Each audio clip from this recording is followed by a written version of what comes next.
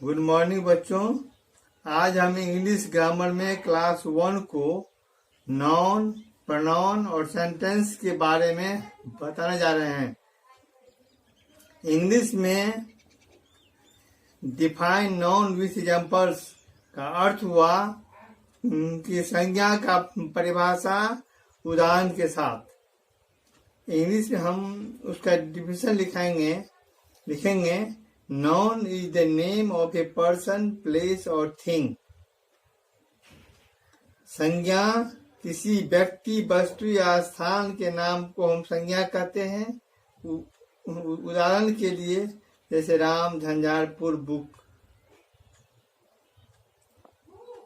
हो गया।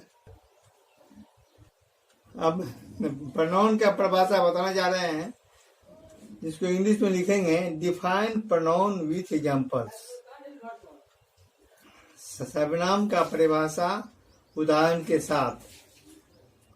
Pronoun is a word which used in the place of noun। Pronoun वह शब्द है जो संज्ञा के बदले में उपयोग किया जाता है। उदाहरण के लिए he, she, it, they, we, you, etc। जैसे he होता है, he माने वह पुल्लिंग के लिए, she माने वह स्त्रीलिंग के लिए, it माने यह वह दोनों होता है। इसका अर्थ होता है यह निर्जीव के लिए होता है। जैसे he is a boy, she is a girl, it is a pen, etc। एक बार हम फिर आप लोगों को समझाने जा रहे हैं सर्वनाम का परिभाषा उदाहरण के साथ। इसको इंग्लिश में बोलेंगे हम डिफाइन प्रोनाउन विथ एग्जांपल्स।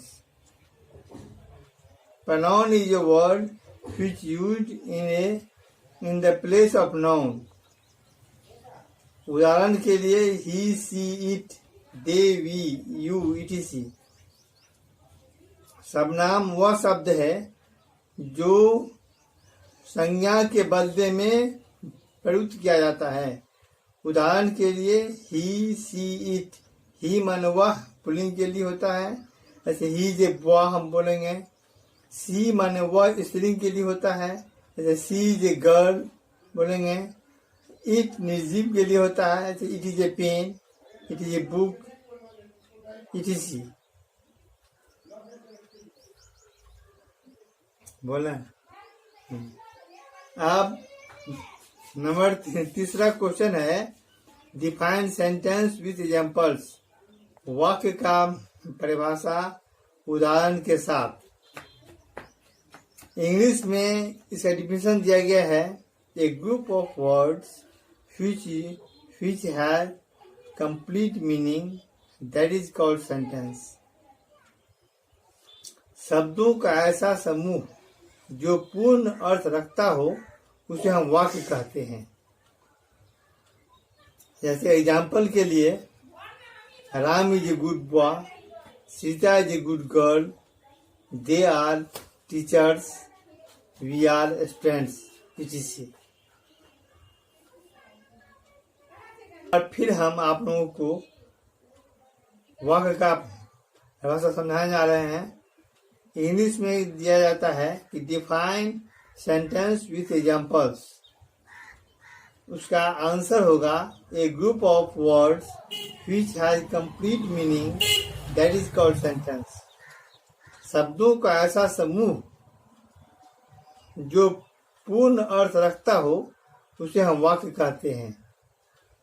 जब उदाहरण के लिए Ram is a good boy, Sita is a good girl, they are teachers, we are students, etc।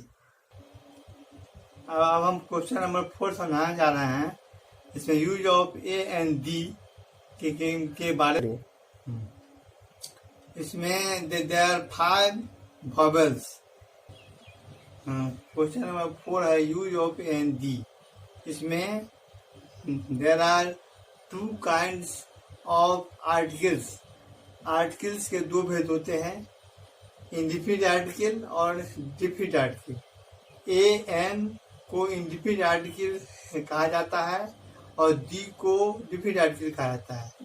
जब किसी भी वर्ड का फर्स्ट लेटर अगर ए ई आई ओ यू से स्टार्ट होता है तो उसके पहले एन आर्टिकल का प्रयोग होता है।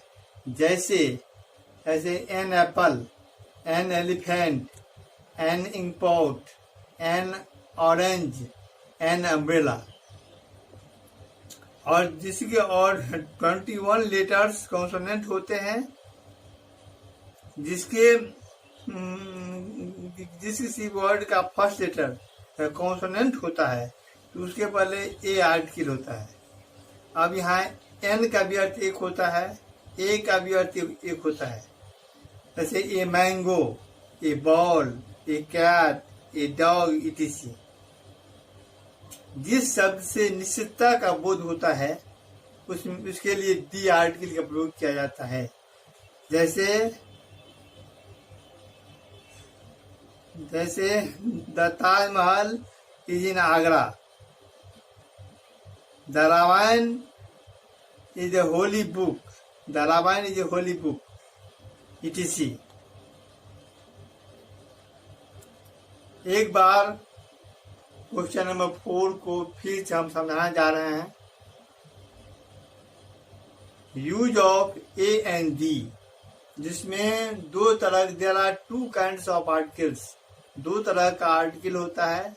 एक को कहा जाता है इंडिफिनिट आर्टिकल, दूसरा indefinite article. A N indefinite article में आता है और दी डिफिनिट आर्टिकल में आता है। जिस किसी भी वर्ड का first letter A E I O U या 5 वॉवेल हैं शुरू होता है, उसके पहले एक कांडिजी एन होता है और जिसके और बाकी जो 21 कॉन्सोनेंट हैं उसका फर्स्ट लेटर के पहले ए लगता है। जैसे an apple, an elephant, an inkpot, an orange, an umbrella. और अगर कॉन्सोनेंट आता है जैसे a mango, a ball, a cat, a dog. और जब निश्चितता का बोध होता है वहां पर दी आर्टिकल लगता है, जिसे हम डिफिनिट आर्टिकल के नाम से जानते हैं। The Taj Mahal is in Agra, the Ramayana is a holy book it is, the Ramayana is a holy book.